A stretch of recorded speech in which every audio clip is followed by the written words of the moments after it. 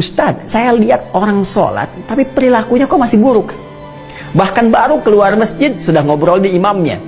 Baru keluar masjid, sudah membicarakan keburukan orang. Ada orang yang sholat, tapi susah meraih kesuksesan. Gagal lagi, gagal lagi. Ada orang yang sholat, doanya belum terkabul. Masalahnya apa? Jadi, dari sekian yang dijanjikan itu, kenapa belum teraih? Ini pun, teman-teman sekalian, tidak luput dari keterangan Al-Quran. Tidak luput dari jawaban Al-Quran. Bahkan sebelum saya, Anda, kita bertanya, Allah sudah lebih dulu menyampaikan keterangan kepada kita. Ada dua penyebab yang paling utama yang menjadikan seseorang yang menunaikan sholat berpotensi tidak meraih satu atau bahkan lebih di antara keutamaan yang dimaksudkan.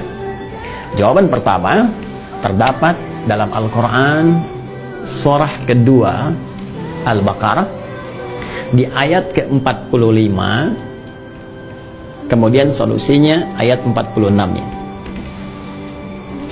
Yang kedua, kita temukan di Quran surah kedua 29. Di Quran surah kedua 29 Al-Ankabut di awal ayat ke-45-nya. Tuh, sama-sama 45 ayatnya, ya, tapi nanti dengan pemaknaan yang berbeda.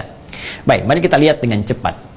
Apa penyebab orang sholat berpotensi belum atau tidak meraih apa yang dijanjikan ini? Yang pertama, di Quran surah kedua Al-Baqarah di ayat ke-45 Allah menegaskan. Perhatikan kalimatnya. Wasta'inu bis-sabri was-salah.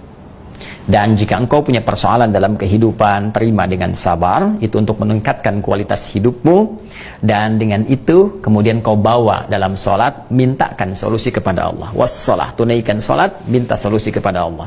Wa innaha lakabiratun illa 'alal khashi'in. Namun penting kau sadari, sholat itu tidak mudah engkau lakukan. Awas, hati-hati tuh, ya. Ketika Allah menyandingkan sabar dengan sholat dan membandingkan keduanya, ternyata tingkat kesulitan menunaikan sholat itu lebih dibandingkan dengan sabar. Hati-hati. Artinya kalau orang tidak sabar menunaikan sholat, orang tidak serius menunaikan sholat, itu sulit kemudian akan menunaikannya dengan sempurna.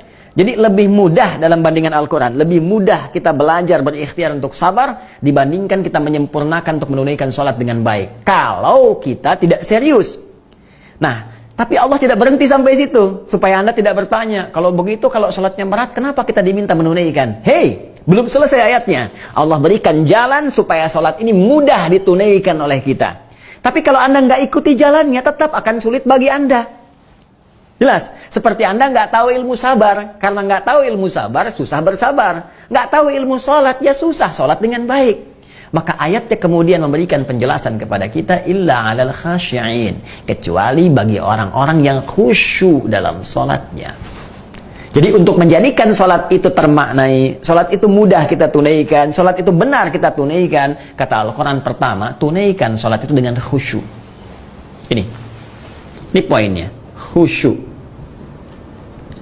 Jadi kalau kita ingin meraih keutamaan-keutamaan ini yang dijanjikan, hal-hal yang tadi dimaksudkan, maka syarat pertama kata Allah, tunaikan dengan khusyuk. Kalau nggak khusyuk, jadi berat sholatnya. Kalau nggak khusyuk, jadi beban sholatnya. Jangankan saat menunaikan sholat, saat dengar azan pun jadi seakan beban. Suara apa ini? Ini kok panggilan tiap hari datang terus? Ya Allah, iman Anda di mana, Cepi?